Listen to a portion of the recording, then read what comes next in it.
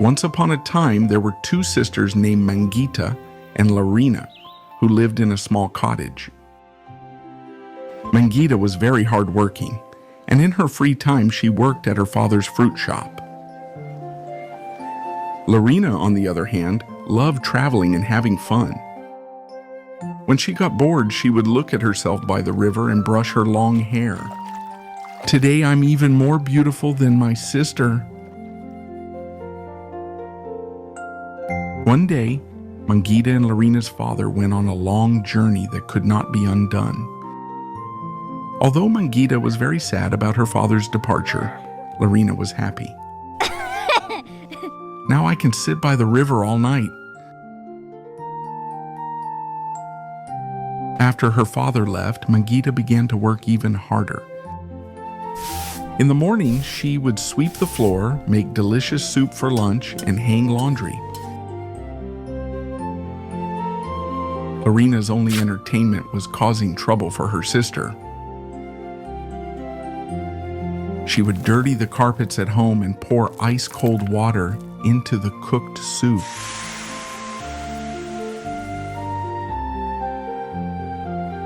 "Why is the soup still cold? And why are these carpets dirty? I just cleaned them." "The animals you fed must have dirtied them, huh?" One day, Larina went out for a walk in the forest.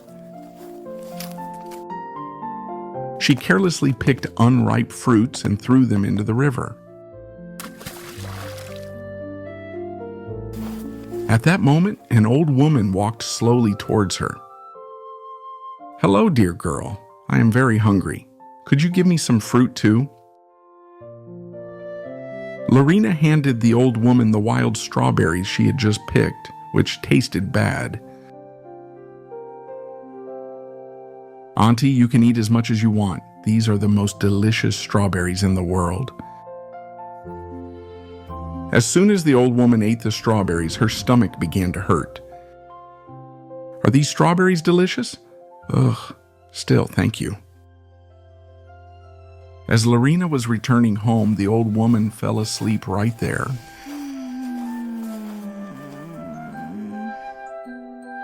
While Mangita was out in the forest gathering vegetables for dinner, she saw the sick old woman. She immediately brought her home and put her to bed. "What is this woman doing in our house? She smells awful." "Don't say that, Larina.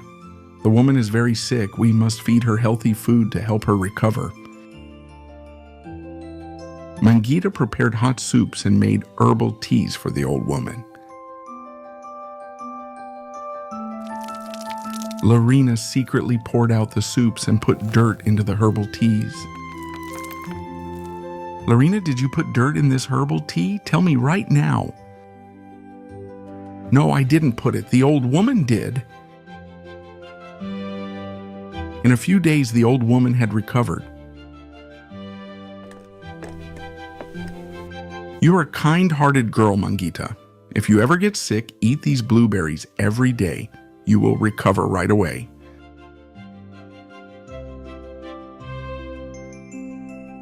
After a long time of doing all the chores by herself, Mangita became very tired and finally fell sick and went to bed.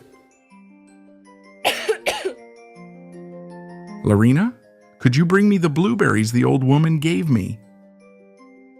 But Larina ate all the blueberries herself. "There's nothing here. Maybe the birds you fed ate them all." Mangita became even weaker, falling asleep drenched in sweat. Larina left the house and went to the river to comb her hair. At that moment, the old woman appeared before her again. "Hey, little girl, where's your sister?"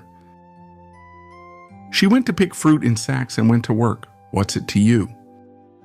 The old woman realized that Larina had lied. She immediately went to their house to see Mangita. The old woman felt very sad when she saw the young girl who helped her drenched in sweat and looking sick, and cried for a long time. Lorena, who was watching them from the window, laughed out loud. Just at that moment, the old woman turned into a beautiful fairy. Lorena was very surprised when she saw the fairy. "You're a fairy. I opened my house to you. You owe me. Let me have the most beautiful hair in the world. Quickly, use magic and grant my wish." Actually, when the fairy first saw Lorena, she turned into an old woman to see if she was a good person. "I gave you a chance to do one good deed, but you always did bad things." At that moment, the fairy waved her magic wand from side to side. Lorena's hair turned into ivy. "Ha! My hair! What happened to my hair? It became so ugly! Help!" Lorena ran to the river in fear and looked at her hair. As flies buzzed around her head, her ivy hair suddenly got stuck in the ground. "I've become so ugly. I don't want to look at myself." At that moment, the fairy fed a blueberry to Mangita, and she finally recovered and opened her eyes. "Thank you, fairy. I feel much better now." The fairy waved her wand twice, turning their small cottage into a dazzling palace. Mangita was very surprised and impressed when she saw the palace. "Kindness is always rewarded, young girl. This palace is your reward." "Thank you, fairy. But what about my sister? What happened to her?" "Your sister will forever look at her ugly reflection by the river." "I love my sister so much. What is the point of living alone in this huge palace without her? Give us back a happy life in our cottage, fairy. That is my only wish." The fairy was very happy to hear Mangita's words. First, she turned the magnificent palace back into the cottage. Then, she went to Lorena, and with her magic wand, she turned her ivy hair back to its old beautiful form. Lorena hugged Mangita out of happiness. "You saved me. I am so sorry. I will be a good person now. I promise." At that moment, Lorena understood that the happiness of helping others is worth everything. Because happiness becomes more beautiful when shared.